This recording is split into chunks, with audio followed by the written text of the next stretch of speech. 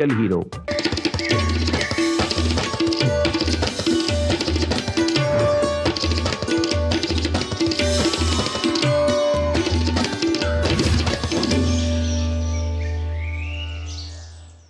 नमस्कार। एक नई सुबह की शुरुआत के साथ हम हाजिर हैं नया सवेरा के बेहद ही खास अंक को लेकर, जिसमें होगा नया तेवर और नया क्लेवर और देश और दुनिया की प्रमुख खबरों पर नजर होगी अगले 1 घंटे। जहां नजर होगी कुछ मेजर खबरों पर, जिसमें प्रधानमंत्री नरेंद्र मोदी आज नई दिल्ली में कौटिल्य इकोनॉमिक कॉन्क्लेव को संबोधित करने वाले हैं और साथ ही साथ इस सम्मेलन की थीम रखी गई है दी इंडियन एरा, जहां ग्लोबल साउथ की अर्थव्यवस्थाओं को मजबूत करने के उद्देश्य से इस सम्मेलन को आयोजित किया जा रहा है। इसके अलावा तिरुपति के लड्डू प्रसाद विवाद की जो याचिका है उस पर सुप्रीम कोर्ट आज सुनवाई करने वाला है। इसके अलावा खबरें और भी होंगी देश और दुनिया से जुड़ी हुई, और मेरा साथ देंगी इस 1 घंटे मेरी सहयोगी आंचल गुलाटी गुंबर। आंचल, सुप्रभात। शुक्रिया भावना। जैसा कि भावना ने कहा, इन तमाम खबरों पर तो नजर रहेगी, लेकिन इंडो पैसिफिक रीजनल डायलॉग जिसमें रक्षा मंत्री राजनाथ सिंह शिरकत करने वाले हैं, उसको लेकर भी करेंगे खास बात। और जिस तरह से आर्थिक जगत की ये बहुत इंपॉर्टेंट खबर है, इंटर्नशिप कैसे दशहरा के दिन तमाम जो युवा हैं उन्हें एक सौगात मिलने वाली है, इस पर भी होगी बात। साथ ही जानेंगे कि खेल जगत और अखबारों की सुर्खियों में आपके लिए क्या कुछ खास है। लेकिन आगे बढ़ने से पहले आइए पहले निगाह डालते हैं इस वक्त की हेडलाइंस पर। पीएम मोदी आज कौटिल्य इकोनॉमिक कॉन्क्लेव को करेंगे संबोधित। सम्मेलन में भारत और ग्लोबल साउथ की अर्थव्यवस्थाओं की चुनौतियों पर होगी चर्चा।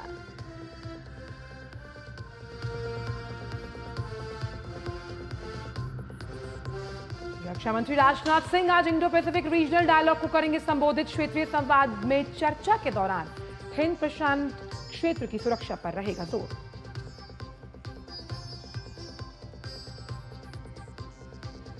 विदेश मंत्री डॉक्टर एस जयशंकर का श्रीलंका दौरा। नवनिर्वाचित राष्ट्रपति अनुराग कुमार दिसानायक और प्रधानमंत्री डॉक्टर हरिनी अमर सूर्या से करेंगे मुलाकात।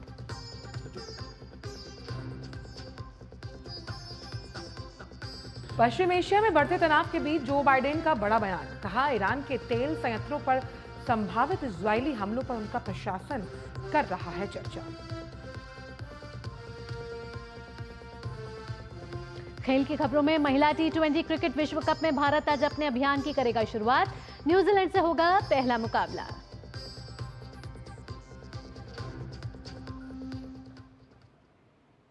आइए जानते हैं इन सभी खबरों को विस्तार के साथ। तो सबसे पहले बात करते हैं प्रधानमंत्री नरेंद्र मोदी, जो कि आज कौटिल्य इकोनॉमिक कॉन्क्लेव को संबोधित करने वाले हैं। इसमें लगभग 150 भारतीय और अंतर्राष्ट्रीय शिक्षाविद और नीति निर्माता भारत और ग्लोबल साउथ की अर्थव्यवस्थाओं के सामने जो तमाम मुद्दे खड़े हैं उन पर चर्चा करेंगे। वित्त मंत्रालय के साथ साझेदारी में आर्थिक विकास संस्थान द्वारा आयोजित इस सम्मेलन का उद्घाटन वित्त मंत्री निर्मला सीतारमण करेंगी। इस सम्मेलन के तीसरे संस्करण का आयोजन रविवार तक किया जाएगा। इस साल इसका फोकस अंतर्राष्ट्रीय वित्तीय ढांचे में सुधार, हरित परिवर्तन के लिए वित्त पोषण, भू आर्थिक विखंडन और विकास के लिए निहितार्थ, और साथ ही भारत और मध्यम आय की जाल, नौकरियां और कौशल, और साथ ही कृत्रिम बुद्धिमत्ता यानी कि AI और सार्वजनिक नीति डिजाइन और लचीलेपन जैसे बनाए रखने के लिए नीति कार्रवाई के सिद्धांतों जैसे विषय शामिल हैं। वहीं विदेश मंत्री डॉक्टर एस जयशंकर सम्मेलन के समापन सत्र को संबोधित करने वाले हैं। और ये सम्मेलन वैश्विक दक्षिण के तमाम जो देश हैं कैसे भारत ग्लोबल साउथ की आवाज बनकर एक सेतु की भूमिका निभाएगा, ये इस मंच से सामने आएगा। वहीं सम्मेलन में होने वाली जो तमाम चर्चाएं हैं वो IMF के साथ साथ जो विश्व बैंक यानी वर्ल्ड बैंक की जो आगामी वार्षिक बैठकें होने वाली है, वहीं COP29 और ब्राजील के G20 नेताओं की घोषणा पत्र के अग्रदूत के रूप में जो ये पूरी कॉन्क्लेव है वो काम करेगी।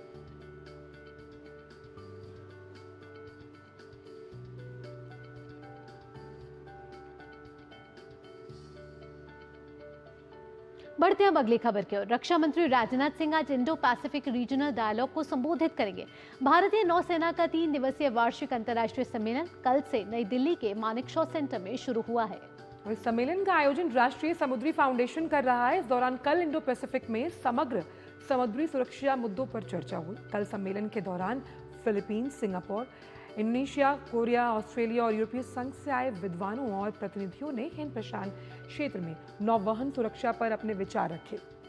कल सम्मेलन में चौपाल की चर्चा सत्र के दौरान नौवहन क्षेत्र में अंतर्राष्ट्रीय सहयोग बढ़ाने पर चर्चा हुई।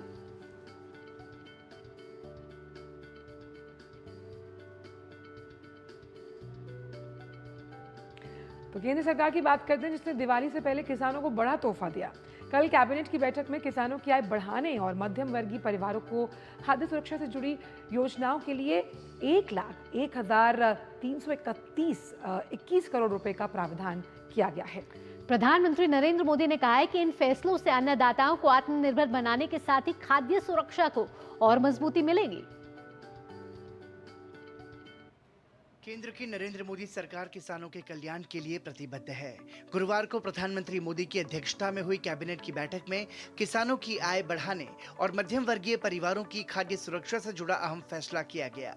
केंद्र सरकार ने प्रधानमंत्री राष्ट्रीय कृषि विकास योजना के साथ ही कृषि उन्नत योजना को भी मंजूरी दी है। सबसे पहला जो बड़ा फैसला आज लिया गया है वो है किसानों की इनकम को बढ़ाने से और हमारी मिडिल क्लास परिवारों के लिए फूड सिक्योरिटी से रिलेटेड है। ये आप बहुत अगर ध्यान से इसको समझें, हमारे मिडिल क्लास परिवारों के जो थाली में जितने आइटम होते हैं, मेन आइटम्स, उनमें कैसे हम आत्मनिर्भर हों और कैसे एक एक करके उसमें फैसिलिटीज़ बढ़े, उसका एक बहुत ही होलिस्टिक तरीके से इस आज के कैबिनेट में एक विस्तृत योजना रखी गई है। दो बड़े एलिमेंट्स हैं। एक तो है पीएम राष्ट्रीय कृषि विकास योजना, दूसरी है कृषि उन्नति योजना।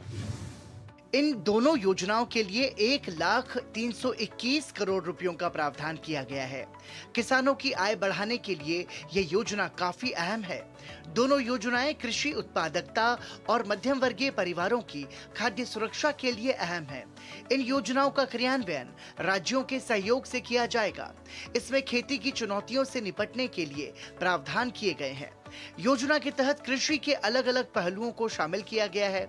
इसमें कृषि के लिए उन्नत तकनीक पर फोकस है, तो साथ ही डिजिटल तकनीक और एआई के इस्तेमाल पर भी फोकस है। इसका उद्देश्य खाद्य सुरक्षा के जरिए किसानों की आय बढ़ाना है। इसमें मृदा स्वास्थ्य और मृदा उर्वरता बढ़ाने पर जोर दिया गया है। National mission on edible oils, oil seeds का सरसों हो गई, आपके सोयाबीन हो गया, मूंगफली हो गई, और भी कई सारे ऑयल सीड्स हैं। उन सब के लिए total 10,103 crore rupees. Oil seeds, basically edible oils, form a very important component of our food security. For every middle class family, for every low income family, it's a very important component, very important annual or monthly expenditure item. इसमें हम कैसे production बढ़ा के price को stabilise करें और जो continuously हमारी रिक्वायरमेंट इंक्रीज हो रही है देश में, उसको कैसे हम मीट करें अपनी खुद के प्रोडक्शन से। कैबिनेट ने खाद्य तेलों के लिए राष्ट्रीय मिशन को मंजूरी दी है, जिसमें उत्पादकता को बढ़ाने पर जोर है। खाद्य तेलों के लिए राष्ट्रीय मिशन में खाद्य तेल की खेती के लिए क्षेत्रफल बढ़ाने का प्रयास होगा। वर्ष 2031 तक खाद्य तेल का उत्पादन 20.2 मिलियन टन करने का लक्ष्य रखा गया है। कुल मिलाकर इन दोनों योजनाओं में कृषि के अलग अलग पहलुओं को शामिल करके किसानों को सशक्त बनाने पर जोर दिया गया है। शैलेंद्र मिश्रा के साथ ब्यूरो रिपोर्ट, डीडी न्यूज। तो इन फैसलों से राष्ट्र का जो अन्नदाता है यानी कि किसान एक बार फिर से मुस्कुराता हुआ नजर आएगा। और वहीं केंद्रीय मंत्रिमंडल ने बुनियादी ढांचे को तेजी से विकसित करने वाली चेन्नई मेट्रो फेज 2 को मंजूरी दी और इस पर 63,000 करोड़ रुपए से ज़्यादा खर्च किए जाएंगे। वहीं रेल कर्मियों को बोनस के लिए 2,029 करोड़ रुपए की मंजूरी दी गई है। देखिए इस रिपोर्ट के जरिए। मोदी सरकार शहरों के बुनियादी ढांचे को तेजी से विकसित कर रही है। इस दिशा में गुरुवार को हुई कैबिनेट की बैठक में चेन्नई मेट्रो फेज 2 को मंजूरी दी गई है। इस मेट्रो फेज में कुल 3 कॉरिडोर होंगे, जिसकी लंबाई करीब 119 किलोमीटर होगी और इस फेज के तहत 128 स्टेशन बनाए जाएंगे। इसके लिए कुल 63,246 करोड़ रुपए मंजूर किए गए हैं। इस मेट्रो फेज के जरिए उत्तर से दक्षिण तक और पूर्व से पश्चिम तक चेन्नई को आपस में जोड़ा जाएगा। तमिलनाडु के सीएम एमके स्टालिन ने केंद्र सरकार का चेन्नई मेट्रो के फेज 2 की मंजूरी के लिए आभार जताया है। फेज 2 के पूरा हो जाने पर चेन्नई में मेट्रो कुल 173 किलोमीटर लंबी हो जाएगी। चेन्नई मेट्रो का फेज 2 कैबिनेट में माननीय प्रधानमंत्री श्री नरेंद्र मोदी जी ने अप्रूव किया है। The phase 2 of Chennai Metro has been approved by the Union Cabinet, chaired by Honorable Prime Minister Shri Narendra Modi ji, at a project cost of 63,246 crore rupees. And the population of the city is likely to grow to 1.8 crore by 2048. So it's very important that we create the infrastructure which is required for the city right now. And that's why a comprehensive mobility plan was approved, was prepared, and this plan identified the new mass transit corridors which will be required in the city of Chennai. इससे चेन्नई के लोगों को traffic की समस्या से छुटकारा मिलेगा। एक अन्य अहम फैसले में कैबिनेट ने रेल कर्मियों के लिए कुल 78 दिनों के बोनस को मंजूरी दी है। इस फैसले से 11,72,240 रेल कर्मियों को फायदा होगा। रेल कर्मियों को बोनस के लिए 2,029 करोड़ रुपए की मंजूरी दी गई है। कैबिनेट ने बंदरगाह के कर्मचारियों के हितों के लिए भी अहम फैसला लिया है। कुल 198 करोड़ रुपए को इन कर्मचारियों के लिए प्रोत्साहन रिवार्ड के तौर पर 198 करोड़ रुपए को भी मंजूरी दी गई है। दो बड़े फैसले लिए गए। पहला पोर्ट एम्प्लॉयज के लिए, जो करीब 20,700 के आसपास पोर्ट एम्प्लॉयज हैं, मेजर पोर्ट अथॉरिटीज में, डॉक लेबर बोर्ड में, इन सब के बेनिफिट के लिए एक प्रोडक्टिविटी लिंक्ड रिवॉर्ड स्कीम बनाई गई है। सेकंड है रेलवे एम्प्लॉयज के लिए प्रोडक्टिविटी लिंक्ड बोनस, 2,029 करोड़ रुपए का प्रोडक्टिविटी लिंक्ड बोनस आज माननीय प्रधानमंत्री जी की अध्यक्षता में कैबिनेट में अप्रूव हुआ है। और ये रेलवे ने जो बहुत अच्छी परफॉर्मेंस की है उसके कारण ये संभव हो पाया है।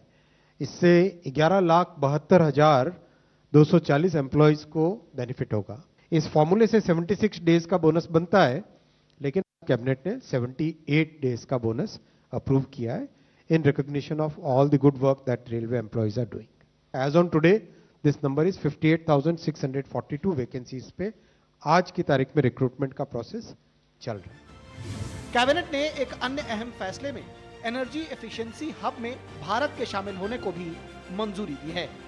नई दिल्ली से शैलेंद्र मिश्र की रिपोर्ट, डीडी न्यूज। बढ़ते हैं अब अगली खबर की ओर। तमिलनाडु के मुख्यमंत्री एमके स्टालिन ने चेन्नई मेट्रो रेल परियोजना के दूसरे चरण को मंजूरी देने के लिए प्रधानमंत्री नरेंद्र मोदी को धन्यवाद दिया है।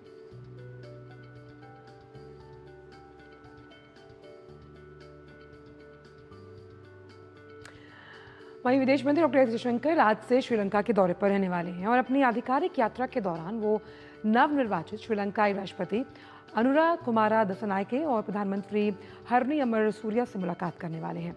विदेश मंत्रालय ने कहा कि भारत की पड़ोसी प्रथम नीति और सागर दृष्टिकोण को ध्यान में रखते हुए ये यात्रा आपसी लाभ के लिए दीर्घकालिक साझेदारी को मजबूत करने के लिए दोनों देशों की साझा प्रतिबद्धता को दर्शाती है।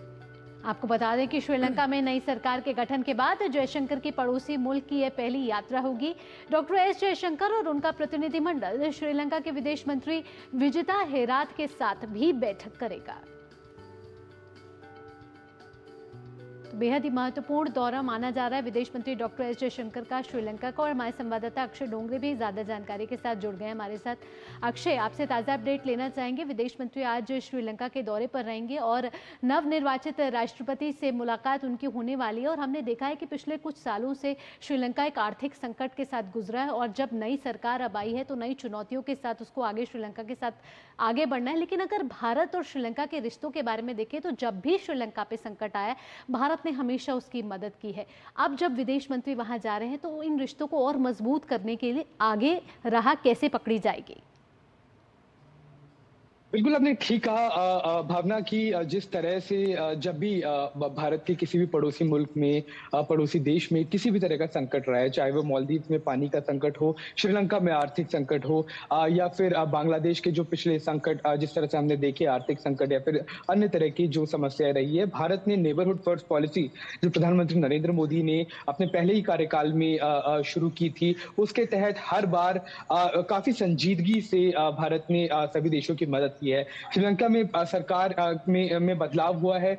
जो पहले दो ट्रेडिशनल सरकारें रहती थी, दो ट्रेडिशनल प्रधानमंत्री या फिर राष्ट्रपति रहते थे, उनसे उलट अब की बार एक नई सरकार का गठन श्रीलंका में हुआ है। ये एक बड़े बदलाव की तरफ इशारा करता है और इसी के साथ भारत भी उम्मीद यही लगा रहा है कि दोनों देशों के जो संबंध है उसमें एक और एक गर्मजोशी लाई जाए, उसमें उनको और ज्यादा उसमें बढ़ावा दिया जाए, उसको इम्प्रूव किया जाए। श्रीलंका में न सिर्फ सरकार भावना बल्कि जो वहाँ की आवाम भी है, जो वहाँ की जनता भी है, उनके जो पर्सपेक्टिव है भारत को लेकर या फिर उनकी जो सोच है भारत को लेकर, उसमें काफी ज्यादा बदलाव हमने देखा है पिछले कुछ सालों में हुआ है। और खास तौर पे तब जब श्रीलंका में एक ऐसा आर्थिक संकट था जब कोई श्रीलंका की मदद के लिए आगे नहीं आ रहा था। चीन ने भी अपने कदम हटा लिए थे, पीछे कर लिए थे।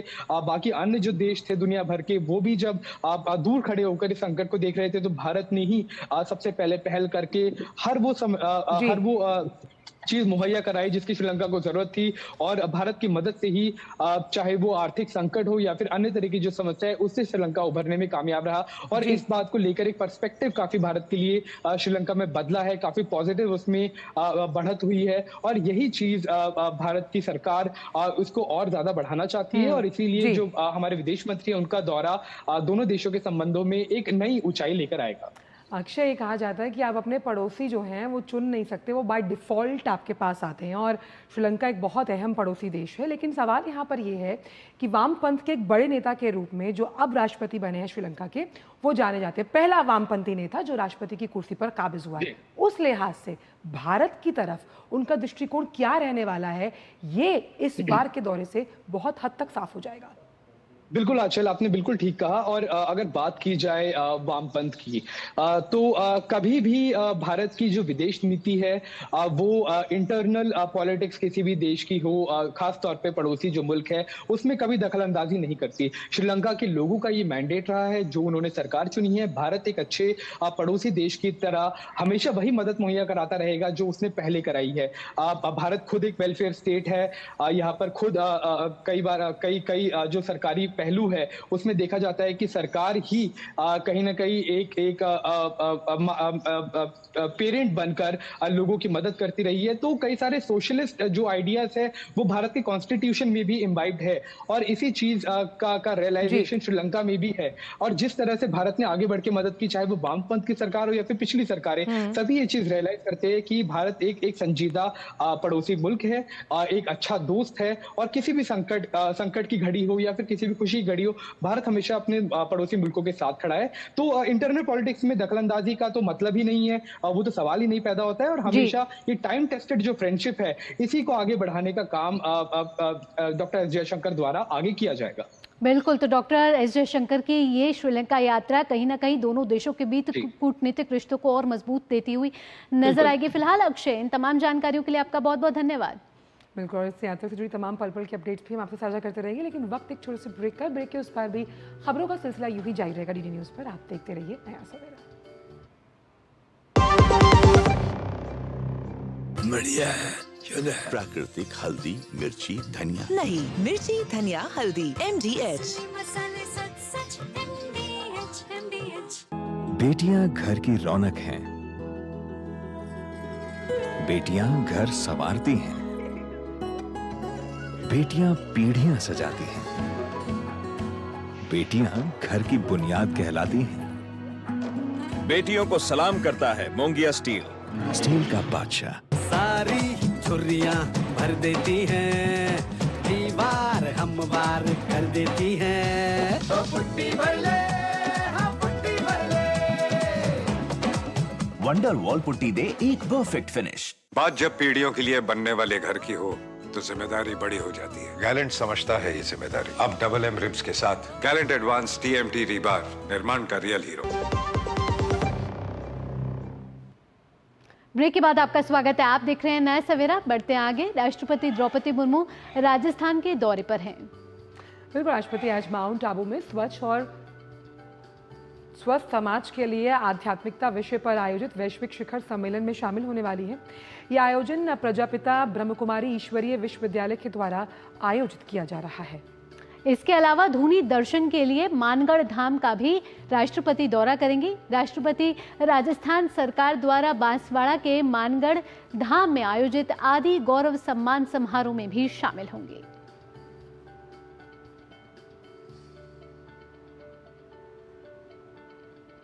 और अब बात करते हैं केंद्रीय गृह एवं सहकारिता मंत्री अमित शाह की, जो कि गुजरात के दौरे पर हैं और इस दौरान वो कई परियोजनाओं की शुरुआत करने वाले हैं।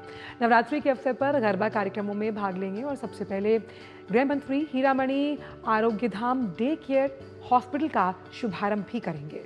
और इसके बाद गृह मंत्री अमित शाह अहमदाबाद जिला सहकारी बैंक की 100वीं वर्षगांठ के अवसर पर आयोजित कार्यक्रम में शिरकत करेंगे।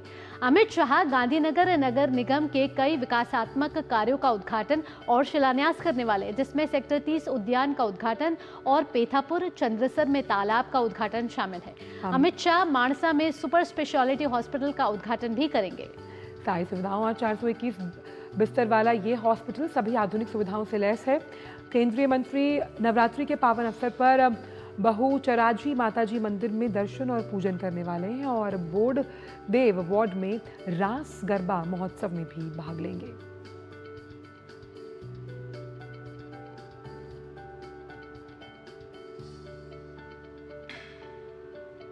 और बढ़ते हैं आगे। सुप्रीम कोर्ट में आज एक अहम मामले पर सुनवाई होने वाली है। जी हां, तिरुपति मंदिर लड्डू प्रसाद विवाद से जुड़ी याचिकाओं पर सुप्रीम कोर्ट में आज सुनवाई होगी। और पहले इस मामले की सुनवाई बृहस्पतिवार को होनी थी। पिछली सुनवाई के दौरान कोर्ट ने आंध्र प्रदेश के मुख्यमंत्री के रवैये पर सवाल उठाते हुए सॉलिसिटर जनरल तुषार मेहता से पूछा था कि क्या इस मामले में राज्य सरकार की ओर से गठित एसआईटी की जांच जारी रहनी चाहिए या फिर जांच का जिम्मा किसी स्वतंत्र एजेंसी को सौंप दिया जाए।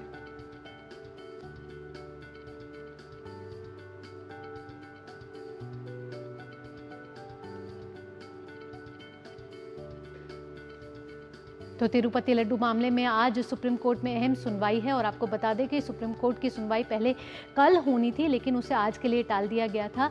और साथ ही साथ आपको बता दें कि आंध्र प्रदेश के मुख्यमंत्री पर के रवैये पर सवाल उठाते हुए कई बातें कही गई थी और इसमें उनके रवैये पर उठाए गए थे सवाल।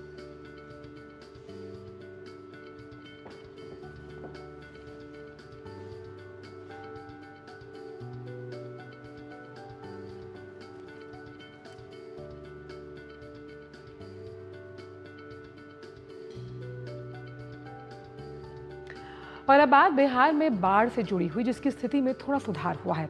हालांकि प्रमुख नदियां गंडक, कोसी, बागमती, महानंदा कई स्थानों पर खतरे के निशान से ऊपर बह रही हैं। बचाव और राहत कार्य के लिए एनडीआरएफ और एसडीआरएफ की तरफ से 31 टीमें तैनात हैं। 3.5 लाख से अधिक आबादी को बचाया जा चुका है और सुरक्षित स्थानों पर आश्रय दिया गया है। सीएम नीतीश कुमार दरभंगा में बाढ़ पीड़ितों का हाल जानेंगे और इस दौरान वो सामुदायिक किचन और ड्राइव फूड पैकिंग का भी निरीक्षण करने वाले हैं। इसके साथ ही बाढ़ पीड़ितों से संवाद भी करने वाले हैं। दरअसल अब तक 13 जिलों में 12 लाख से ज्यादा लोग बाढ़ से प्रभावित हुए हैं, जिसमें सबसे ज्यादा पश्चिमी चंपारण, अररिया, शिवहर, सीतामढ़ी, सुपौल, मधेपुरा, मुजफ्फरपुर, पूर्णिया, मधुबनी, दरभंगा, सारण, सहरसा और कटिहार जिले बाढ़ से प्रभावित हुए हैं। वायुसेना के हेलीकॉप्टरों ने कल अधिकांश प्रभावित स्थानों पर सूखे राशन के पैकेट का वितरण किया। बाढ़ से प्रभावित आबादी को पका हुआ भोजन उपलब्ध कराने के लिए सामुदायिक रसोई भी चलाई जा रही है और जरूरत के अनुसार पॉलिथीन शीट और नावों की व्यवस्था भी की जा रही है। इस बीच कृषि विभाग ने बाढ़ प्रभावित किसानों को वित्तीय सहायता प्रदान करने के लिए क्षतिग्रस्त फसल का आकलन भी शुरू कर दिया है। और इसी पूरी खबर पर ज्यादा जानकारी के साथ संवाददाता मधुरेश नारायण हमारे साथ जुड़े। मधुरेश, खास तौर पर अगर देखें तो अच्छी बात यह है कि कहीं ना कहीं अब बाढ़ से स्थिति थोड़ी संभलती हुई नजर आ रही है जब हम बिहार की बात करते हैं, लेकिन प्रमुख नदियां अभी भी खतरे के निशान के ऊपर हैं। जो तमाम राहत शिविर बनाए गए हैं, राज्य सरकार किस तरह वहाँ लोगों का ख्याल रख रही है और जो ज़रूरी रोज़मर्रा की चीज़ें हैं उनकी उपलब्धता किस तरह से सुनिश्चित की जा रही है? देखिए, ज़रूरी चीज़ें में सबसे पहले ज़रूरी है खाना और रहने के लिए घर। तो स्थायी घर तो संभव नहीं है इस बाढ़ में लोगों को उपलब्ध कराना, तो प्लास्टिक शीट्स वगैरह दिया जा रहा है। इसके साथ ही जो स्कूल्स जो फ्लड से बाहर हैं वहां पे रहने की व्यवस्था उनकी की गई है।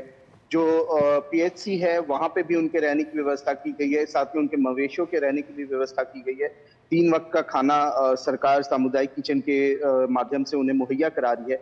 इसके अलावा भी जो भी अन्य जरूरत की चीजें हैं वो सरकार और जिला प्रशासन के द्वारा वो मुहैया कराया जा रहा है। अब जो सबसे बड़ी परेशानी उनके सामने है वो ये है कि अब बाढ़ का पानी नीचे आ गया है, और बाढ़ का पानी नीचे आने के बाद जब वो गांव में जा रहे हैं तो उनके घरों में जो गाद होता है, जो नदी के साथ बह के शिल्ट आता है, वो बिल्कुल जमा हो गया है। कई घर टूट गए हैं। अभी हम लोग जिस जगह पे खड़े हैं ये सुपौल सहरसा हाईवे है, और यहाँ पे बताया जा रहा है कि आज से 2 दिन पहले लगभग 1.5 फीट तक पानी था, लेकिन अभी जमीन बिल्कुल सूखी हुई है और लोग यहाँ पे आराम से अपना आ जा रहे हैं। तो इससे आप अंदाजा लगा सकते हैं कि जल स्तर तो कम हुआ ही है, लेकिन जो बाढ़ग्रस्त इलाका था, जो तटबंध के अंदर का इलाका था, वहां के लोगों की परेशानी अब शुरू हुई है क्योंकि उनके घर टूट गए हैं, घरों में गाद जमा है। इसके बाद में सड़कें क्षतिग्रस्त हैं। दूसरी बात, पानी सूखने के बाद एक अजीब सी बदबू वहां आ रही है जिससे महामारी का खतरा है। हालांकि जिला प्रशासन ब्लीचिंग पाउडर, चूने वगैरह का छिड़काव लगातार कर रहा है। इसके साथ ही गांव-गांव में हेल्थ टीम जो है वो बना करके लोग घूम रहे हैं। जो जिला प्रशासन के द्वारा लोग हैं वो पीएचसी के लोग हैं वो वहां पे घूम रहे हैं। इसके साथ ही डायरिया, डिसेंट्री, पेन किलर और भी कोई जो जरूरत ऐसी है तो उसकी हिसाब से लोगों को दवा दे रहे हैं।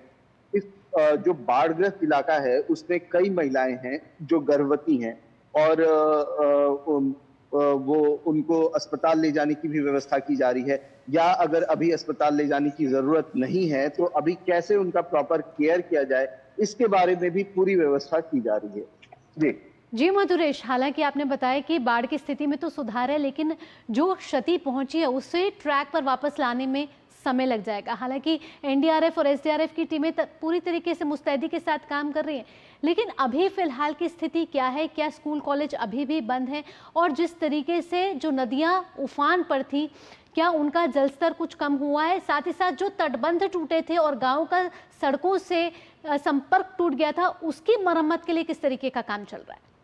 हाँ जी बिल्कुल, जो जल संसाधन विभाग है वो तटबंधों की मरम्मत में तत्काल लग गया था, और लगभग जो तटबंध टूटे थे उनकी मरम्मत कर ली गई है। और वहीं जो सड़कें टूट गई थी, run of water run of में वो बह गया था, और तो उसकी भी मरम्मत का काम चल रहा है। लेकिन हालांकि जब तक पानी पूरी तरीके से निकल नहीं जाता है उसकी मरम्मत करना अभी बिल्कुल पुख्ते तरीके पे संभव भी नहीं है। और दूसरी तरफ अगर बात करें जो गांव में जो लोग रह रहे हैं या जो गांव से निकल करके सुरक्षित स्थान पर नहीं गए थे, तो उनके सामने अभी समस्या ये है कि वो गांव से निकल करके अब दूसरी तरफ जाना चाह रहे हैं, तो उसमें भी जो जिला प्रशासन है वो उनकी मदद कर रहा है। और जैसे कुछ गांव है जहां पे पानी निकल गया है, कुछ गांव है जहां पे पानी अभी भी है, तो वहां पे एनडीआरएफ की जो टीम है वो वहां पे मदद पहुंचा रही है। जहां तक बात करें नदियों के जल स्तर की, तो नदियों का जल स्तर निश्चित रूप से कम हुआ है, लेकिन कल नेपाल में लगभग 24 घंटे में लगभग 50 mm के आसपास बारिश हुई है। तो जब नेपाल में जो बारिश हुई है 50 mm, ये पानी जब वापस नदियों में आएगा तो फिर एक बार जो स्थिति है वो डमाडोल होने की संभावना है। लेकिन जिला प्रशासन और जो सरकार है वो पहले से मुस्तैद है, और जैसा कि आपने भी बताया कि मुख्यमंत्री आज खुद आ रहे हैं, जो बाढ़ प्रभावित लोग हैं उनसे भी बात करेंगे, और जो बाढ़ प्रभावित इलाका है उसका भी हवाई सर्वेक्षण करेंगे। तो समझ में जो आ रहा है कि वो चीजें अंडर कंट्रोल रहेंगी और लोगों को जो मदद है वो पहुंचाई जाती है। उम्मीद करते हैं कि जो तमाम विस्थापित हैं उनका जो जीवन है वो वापस ट्रैक पर आए। हालांकि नेपाल भी बाढ़ की विभीषिका से जूझ रहा है, जिसका असर रिपलिंग इफेक्ट बिहार पर साफ तौर पर पड़ता हुआ नजर आ रहा है। बहुत बहुत शुक्रिया मधुरेश इन तमाम जानकारियों को हमसे साझा करने के लिए। और फिलहाल वक्त एक छोटे से ब्रेक का है, आप जुड़े रहिए नया सवेरा के साथ।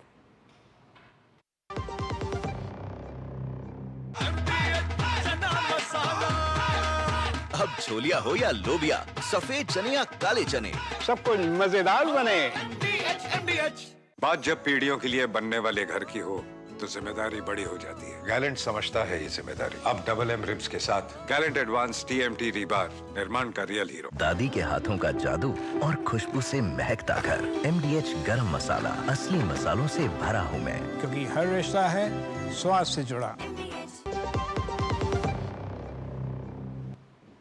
ब्रेक के बाद आपका स्वागत है। आप देख रहे हैं नया सवेरा और अब बात कर लेते हैं शारदीय नवरात्रों की। जी हाँ, आज शारदीय नवरात्र का दूसरा दिन है, जहां आज मां ब्रह्मचारिणी की पूजा हो रही है। बिल्कुल।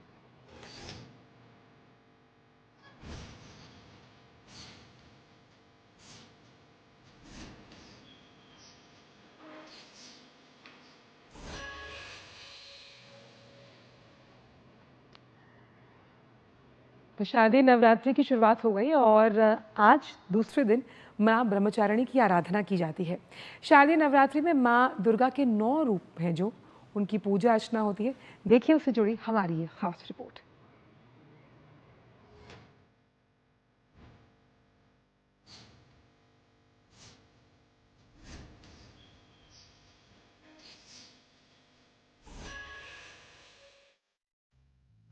प्रथमम शैलपुत्री द्वितीयम ब्रह्मचारिणी। शारदीय नवरात्रे का आज दूसरा दिन है। माता ब्रह्मचारिणी की आराधना का दिन है। क्यों पड़ा माँ का नाम ब्रह्मचारिणी और कैसे करनी चाहिए इनकी पूजा अर्चना, आइए जानते हैं।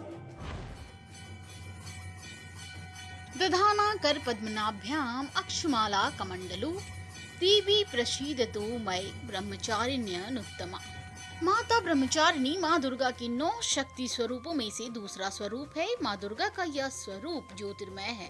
ब्रह्मा की इच्छा शक्ति और तपस्विनी का आचरण करने वाली माँ ब्रह्मचारिणी त्याग की प्रतिमूर्ति है। इनकी उपासना से मनुष्य में तप, त्याग, वैराग्य, सदाचार और संयम की वृद्धि होती है।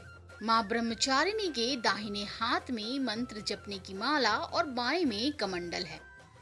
ब्रह्मचारिणी अर्थात तपस्चारिणी। तप मना होता कष्ट पाना। माँ भगवती ब्रह्मा जगदम्बा ने भगवान शिव को पाने के लिए कठोर तपस्या की, ब्रह्मचर्य रह करके, साधारण अवस्था में रह करके ब्रह्मचर्य का पालन करते हुए भगवान शिव को पाने के लिए कठिन तपस्या की थी। अतः इसलिए उन्हें ब्रह्मचारिणी कहा जाता है। ब्रह्मचारिणी का जो भी भक्तिपूर्वक ध्यान करता है, विद्यावान विद्या को प्राप्त होता है, यशोवान यश को, धनवान धन की प्राप्ति होती है। अतः नियम संयम में रहते हुए ब्रह्मचारिणी का पूजन अर्चन वंदन करना चाहिए। आइए अब आपको बताते हैं कि माँ ब्रह्मचारिणी की पूजा कैसे करें। सर्वप्रथम माता को फूल, अक्षत, रोली, चंदन आदि चढ़ाएं। ब्रह्मचारिणी माँ को भोग स्वरूप पंचामृत और मिठाई एवं गुड़ चीनी का भोग लगाएं। साथ ही माता को पान, सुपारी, लौंग अर्पित करें। इसके उपरांत देवी ब्रह्मचारिणी माँ के मंत्रों का जाप कर माता की आरती करें। देश भर के मंदिरों में माता के 9 दिनों का उत्सव मनाया जा रहा है। मंदिर माँ के जयकारे और मंत्रों से गूंज उठा है।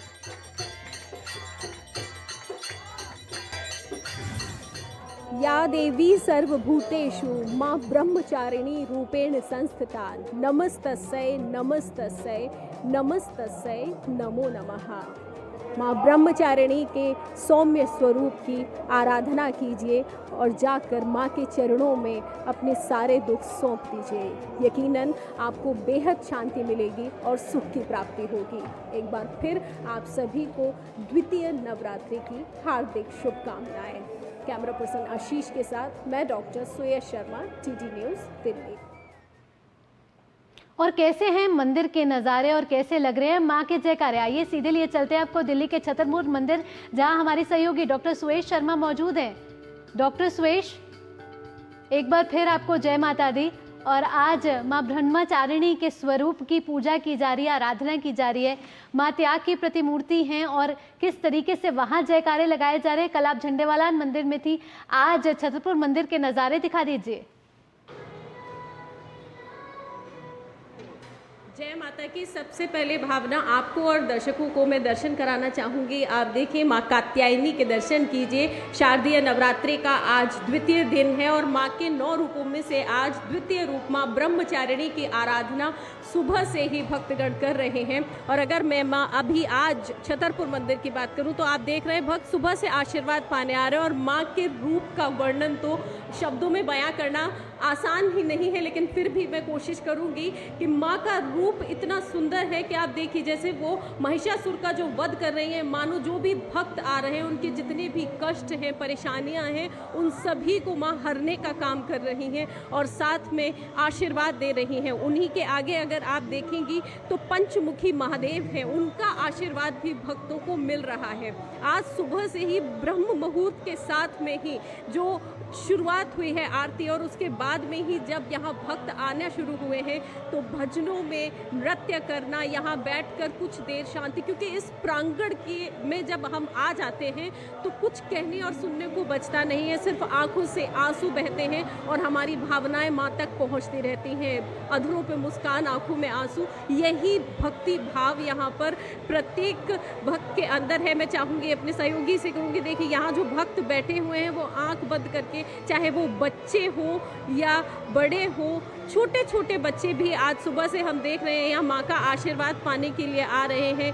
बस आंख बंद करके माँ का ध्यान कर रहे हैं कि कुछ देर यहाँ पर बैठे। और एक कहा कहते भी हैं ना, जब आप माँ के मंदिर में होते हैं या जब प्रांगण में पहुँच जाते हैं तो आप सब कुछ भूल जाते हैं, आपके ध्यान में कुछ नहीं रहता। वो जो एहसास होता है, वो जो अनुभव होता है वो बिल्कुल ही अलग होता है। और आज यहाँ सुबह से भक्त आ रहे, छोटे छोटे से भक्त आ रहे हैं, छोटी कन्याएं आ रही हैं माँ की पूजा अर्चना करने के लिए। सुबह से ही यहाँ भीड़ लगी हुई है, माँ ब्रह्मचारिणी की अर्चना कर रहे हैं, पूजा कर रहे हैं। ये 9 दिन का जो पर्व है भावना, ये पूरे ही देश में बड़े हर्षोल्लास से मना रहे हैं और प्रत्येक हम सभी इंतज़ार करते हैं 6 महीने कि अब जब माँ के ये 9 दिन आएंगे तो हम फिर से उस उत्सव को मनाएंगे। आज जब यहाँ की बात करूँ तो आज सुबह से आ रहे हैं और माँ के दर्शन कर रहे हैं। माँ का स्वरूप आप देखिए, सुंदर फूलों से उनका सजाया गया है, ऊपर जो है जो गुलाबी, लाल, और क्योंकि आज ब्रह्मचारिणी का दिन है और हरा है तो साथ में नीचे से हरे की भी जो माला का जो दिया गया है, पहनाई गई है जो सुंदर सी माला, और साथ में कलश स्थापना भी की गई थी यहाँ कल। तो आप देख रहे हैं जो घट या कलश सामने रखे हुए हैं उनका भी आशीर्वाद लोग सुबह से ले रहे हैं, भक्त आ रहे हैं और यहाँ पर माँ ब्रह्मचारिणी के स्वरूप की आराधना कर रहे हैं और साथ में माँ कात्यायनी का आशीर्वाद ले रहे हैं। और जो इन्हें यहाँ पर दर्शन हो रहे हैं पंचमुखी महादेव के, तो वो तो कहते हैं ना कि जब आप जाइए तो हमारे एक काम करने जाते हैं और 2 काम साथ में हो जाते हैं, तो वही यहाँ पर हो रहा है कि माँ के दर्शन कर रहे हैं और अद्भुत पंचमुखी महादेव के भी दर्शन हो रहे हैं। जी सुरेश, और महाल्या की भी शुरुआत हुई है। महाल्या यानी माँ का मायका, माँ अपने घर आई हैं और जितनी खुशी माँ को यहाँ आने की होती है उससे ज़्यादा खुशी भक्तजनों को माँ से प्यार मिलता है। बहुत बहुत शुक्रिया सुरेश इन तमाम जानकारियों के लिए और घर बैठे उन सभी लोगों को माँ छतरपुर के दर्शन करवाने के लिए। यहाँ रुकेंगे एक और छोटे से ब्रेक के लिए। ब्रेक के बाद खबरों का सिलसिला यूं ही जारी रहेगा। आप देखते रहिए नया सवेरा। बढ़िया है, प्राकृतिक हल्दी, मिर्ची, धनिया। नहीं, मिर्ची, धनिया, हल्दी, MDH। बात जब पीढ़ियों के लिए बनने वाले घर की हो तो जिम्मेदारी बड़ी हो जाती है। गैलेंट समझता है ये जिम्मेदारी। अब MM रिब्स के साथ गैलेंट एडवांस TMT रीबार, निर्माण का रियल हीरो। एक ऐसा तबका जो रिटायरमेंट के बारे में आज भी बिल्कुल नहीं सोचता, वो है औरतें। औरतें कमा के भी वल्नरेबल हैं। सो NPS एक इक्वालिटी ला रहा है, हम सब एक बराबर प्लेटफॉर्म पे हैं। अपने बेहतर कल को सुनिश्चित करने के लिए NPS जरूरी है। बेटियां घर की रौनक हैं। बेटियां घर संवारती हैं। बेटियां पीढ़ियां सजाती हैं। बेटियां घर की बुनियाद कहलाती हैं। बेटियों को सलाम करता है मोंगिया स्टील, स्टील का बादशाह। ब्रेक के बाद सभी का स्वागत। और अब खबर उत्तर प्रदेश के मिर्ज़ापुर ज़िले से, जहां भीषण सड़क हादसा हुआ। मिर्ज़ापुर ज़िले के कछुआ थाना क्षेत्र के अंतर्गत राष्ट्रीय राजमार्ग पर कल देर रात करीब 1 बजे भीषण सड़क हादसा हो गया। और इस सड़क हादसे में ट्रैक्टर पर सवार 10 लोगों की मौत हो गई और 3 गंभीर रूप से घायल हो गए हैं। ट्रैक्टर पर कुल 13 लोग सवार थे। छत की ढलाई कर वापस अपने घर मिर्जा मुराद वाराणसी जा रहे ट्रैक्टर सवार मजदूरों को पीछे से एक ट्रक ने जोरदार टक्कर मार दी। गंभीर रूप से घायल 3 लोगों को इलाज के लिए वाराणसी के BHU ट्रॉमा सेंटर रेफर कर दिया गया है।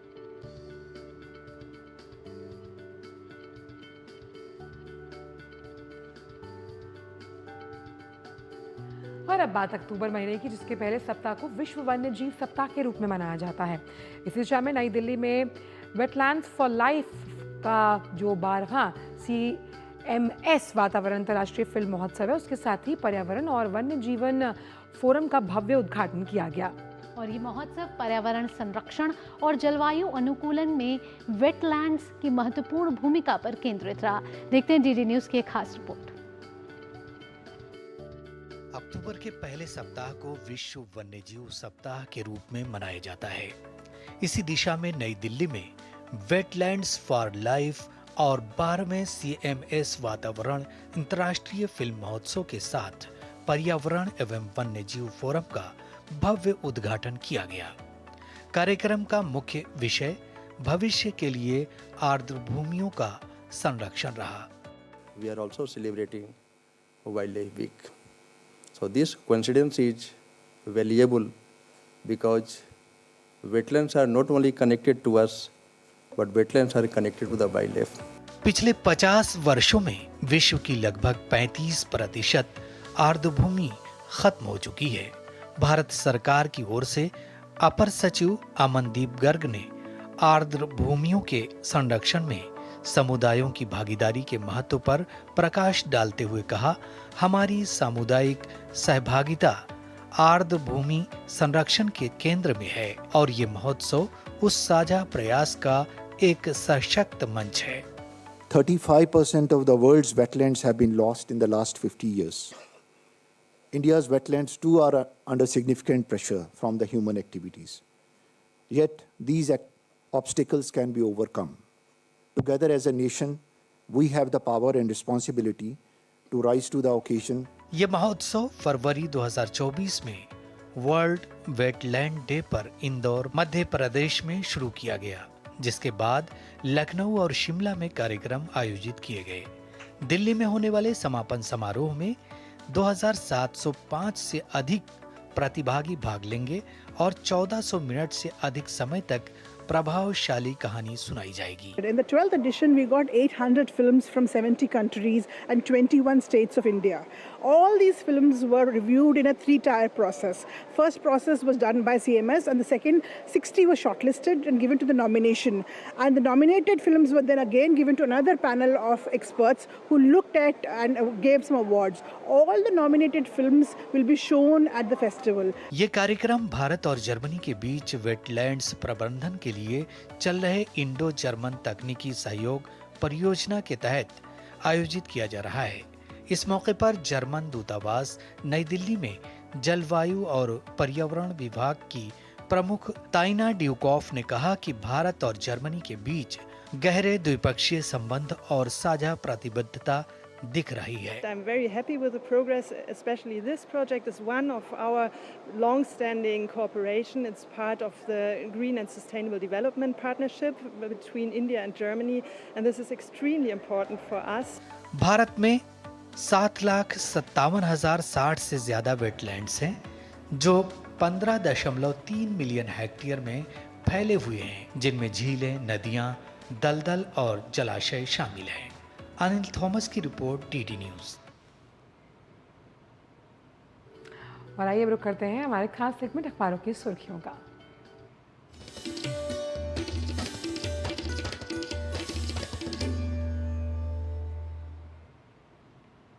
और समाचार पत्रों की अहम सुर्खियां जानने के लिए सीधा लिए चलते हैं आपको हमारी सहयोगी संध्या शर्मा के पास।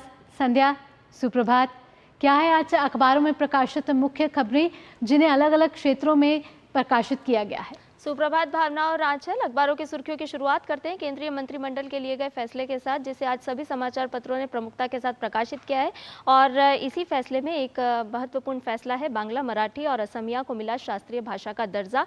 जी हां, इसे जनसत्ता अखबार ने प्रमुखता के साथ हेडलाइन के साथ लिया है और अन्य अखबारों ने भी स्थान दिया इस खबर को। आपको बता दें कि विरासत की संरक्षक के रूप में शास्त्रीय भाषाएं काम करती है और इस मौके पर केंद्रीय मंत्रिमंडल के जो फैसले हैं, इस पर प्रधानमंत्री नरेंद्र मोदी ने भी खुशी जताई और उनके नेतृत्व वाली सरकार में उन्होंने कहा कि क्षेत्रीय भाषाओं को लोकप्रिय बनाने की अपनी प्रतिबद्धता अटूट रही है और इसी की कड़ी में ये एक महत्वपूर्ण फैसला है। एक और खबर की बात करते हैं जो है हरियाणा विधानसभा चुनाव से जुड़ी हुई। जी हां, कल यहां चुनाव प्रचार थम गया है और जनसत्ता अखबार ने आज पहले पेज पर लिखा है कि सैनी, हुड्डा, विज, विनेश समेत 1000 से ज्यादा उम्मीदवार मैदान में हैं और साथ ही साथ लिखा है कि भाजपा ने कांग्रेस से 2 गुनी अधिक चुनावी रैलियां की है। अन्य कॉलम के साथ इस खबर को प्रकाशित किया गया है। एक और खबर आपको बताते हैं, चुनाव आयोग द्वारा जारी आंकड़ों के माध्यम से हिंदुस्तान अखबार ने प्रकाशित किया और बताया है कि जम्मू कश्मीर में हाल ही में जो विधानसभा चुनाव संपन्न हुए हैं उसमें तीसरे चरण में महिलाओं ने अधिक वोट डाले हैं और लिखा है कि ये जो आंकड़े हैं इसके मुताबिक राज्य में तीसरे चरण में 69.69% मतदान हुआ था, जिसमें महिलाओं का प्रतिशत अधिक रहा है। अगली खबर है, केंद्रीय सड़क परिवहन मंत्रालय मोटर वाहन कानून में बड़े पैमाने पर बदलाव करने जा रहा है। इससे जुड़ी हुई खबर जिसे दैनिक जागरण अखबार ने लिया है और लिखा है कि 1 साल में निपटाना होगा दुर्घटना में मुआवजे का दावा। साथ ही साथ 67 ऐसे संशोधन प्रस्तावित किए गए हैं जिस पर जल्द ही मुहर लगने वाली है। तो इस खबर को भी आज प्रकाशित किया है। लिखा है कि स्कूल बसों पर सख्ती की तैयारी है, साथ ही साथ किस तरह से हाईवे पर गति घटाने और ट्रांसपोर्ट वाहनों पर पाबंदी को लेकर राज्यों को केंद्र से इजाजत भी लेनी होगी इस संशोधन के मुताबिक। एक और खबर की बात करते हैं जिसे नवभारत टाइम्स ने आज पहले पेज पर लिया है। अन्य अखबारों में भी प्रमुखता के साथ ये खबर प्रकाशित की गई है और लिखा है कि युद्ध की आहट से बाजार धड़ाम। जी हां, शेयर मार्केट में गिरावट का लगातार चौथा दिन रहा और एक्सपर्ट ने इसमें कहा है कि मिडिल ईस्ट के हालात का असर दिख रहा है। और साथ ही आपको बता दें कि हमास सरकार का चीफ हमलों में ढेर हो चुका है और बेरूत में इजरायली हमले, 9 लोगों की मौत और कई लोग घायल हुए हैं। तो इस खबर को लिया गया है। चलते चलते एक और खबर आपको बता देते हैं जिसमें लेबनान में डटे हैं भारतीय शांति सैनिक और इसकी यूएन ने तारीफ की है। जी हां, इजराइल और लेबनान को अलग करने वाली ब्लू लाइन पर तैनात हैं 900 भारतीय सैनिक और जिसको लेकर के यूएन ने भारत की प्रशंसा की है। तो अलग अलग क्षेत्रों से जुड़ी हुई आज के अखबारों में यह खास और अहम खबरें। बहुत बहुत शुक्रिया संध्या, इन तमाम अखबारों की सुर्खियों को इतने कम समय में हमारे दर्शकों तक समेट कर लाने के लिए। और आइए अब देख लेते हैं दुनिया भर की कुछ खास खबरें। चलिए उससे पहले लेते हैं एक छोटा सा ब्रेक। सारी छुर्रियां भर देती हैं, दीवार हमवार कर देती हैं। तो पुट्टी भर ले, हाँ पुट्टी भर ले। वंडर वॉल पुट्टी दे एक परफेक्ट फिनिश। आपके घर के खाने में रेस्टोरेंट जैसा स्वाद ले आए MDH का शाही पनीर मसाला। पनीर को क्या मस्त बना डाला। बात जब पीढ़ियों के लिए बनने वाले घर की हो तो जिम्मेदारी बड़ी हो जाती है। गैलेंट समझता है ये जिम्मेदारी। अब MM रिब्स के साथ गैलेंट एडवांस TMT रीबार निर्माण का रियल हीरो। सारी छुर्रियां भर देती हैं, दीवार हमवार कर देती हैं। तो पुट्टी भर ले, हाँ पुट्टी भर ले। वंडर वॉल पुट्टी दे एक परफेक्ट फिनिश। ब्रेक के बाद आपका स्वागत है। आप देख रहे हैं नया सवेरा और आइए अब देख लेते हैं दुनिया भर की कुछ खास खबरें। हमारे खास सेगमेंट अंतर्राष्ट्रीय जगत से जुड़ी खबरों में।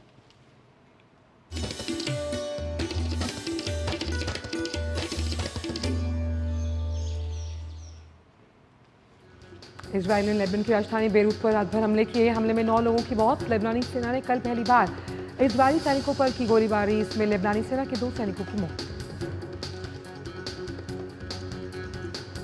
ईरान के खिलाफ इजरायली हमलों पर अमेरिकी राष्ट्रपति जो बाइडेन का बड़ा बयान सामने आया। उन्होंने कहा है कि उनका प्रशासन ईरान के तेल संयंत्रों पर संभावित इजरायली हमलों पर चर्चा कर रहा है।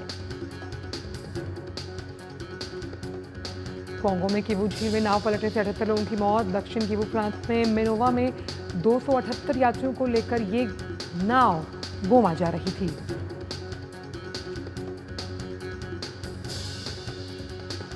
और अंतर्राष्ट्रीय जगत की खबरों के बाद अब बात कारोबार जगत की। अंदाज रहेगा फटाफट।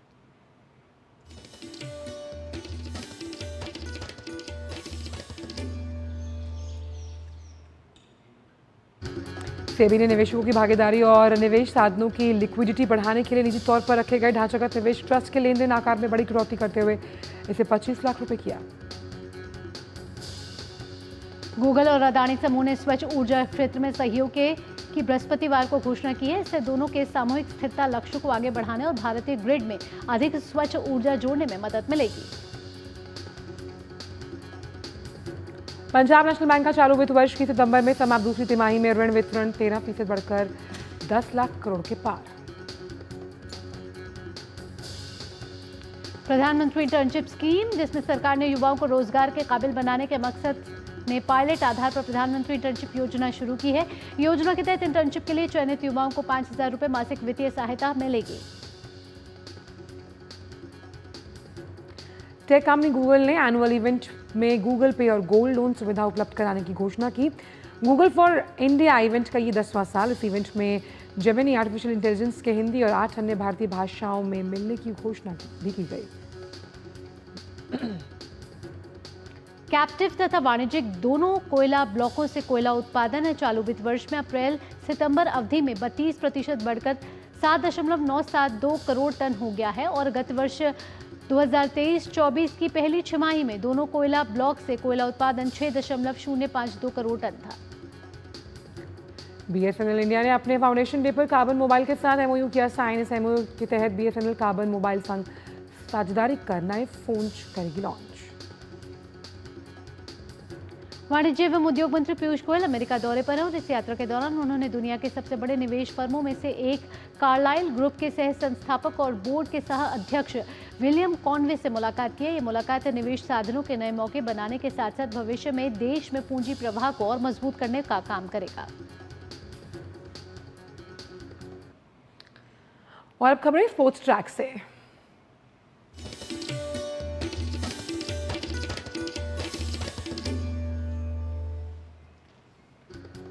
महिला T20 विश्व कप में आज भारतीय क्रिकेट टीम अपने अभियान की शुरुआत करने जा रही है। पहले मुकाबले में टीम इंडिया के सामने न्यूजीलैंड जैसी मजबूत टीम है।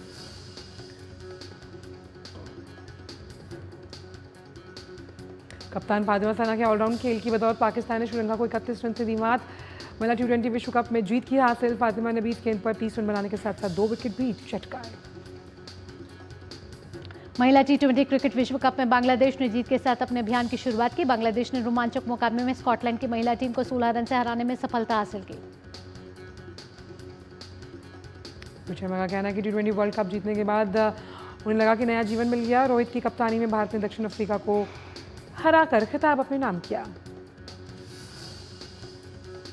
ग्लोबल शतरंज लीग के दूसरे सत्र के पहले दिन विश्वनाथन आनंद और मैग्नस कार्लसन के बीच मुकाबला ड्रॉ रहा। आनंद की टीम गंगा ग्रैंड मास्टर्स को हालांकि सफेद मोहरों से खेलने के बावजूद कार्लसन की SG पाइपर्स से 6-11 से हार का सामना करना पड़ा। अमेरिका की कोको गॉफ ने चाइना ओपन टेनिस प्रतियोगिता के सेमीफाइनल में अपनी जगह बना ली। चौथी वरीयता प्राप्त गॉफ ने क्वार्टर फाइनल में यूक्रेनी खिलाड़ी को कड़े संघर्ष में शिकस्त दी। और अब खबरें सिने जगत से फटाफट अंदाज में।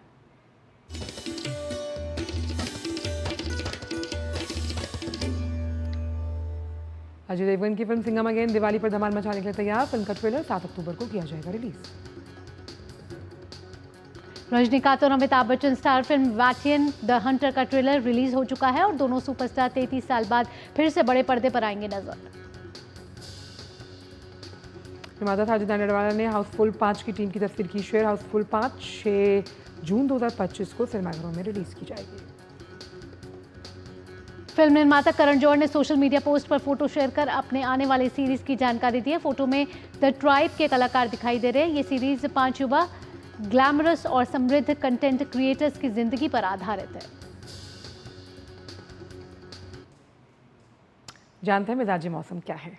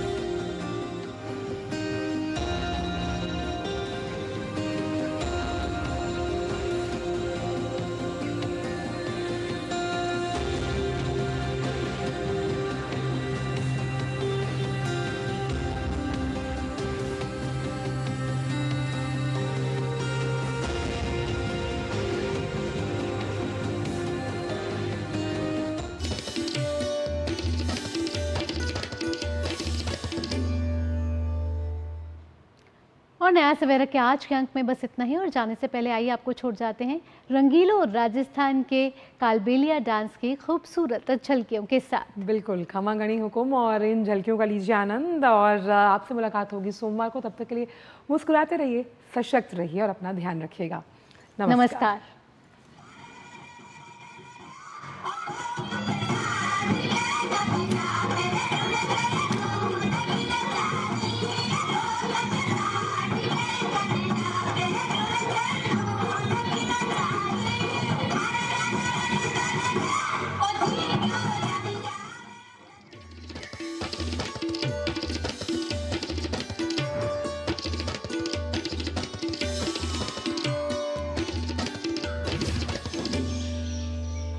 नया सवेरा के प्रायोजक थे गैलेंट एडवांस रबर,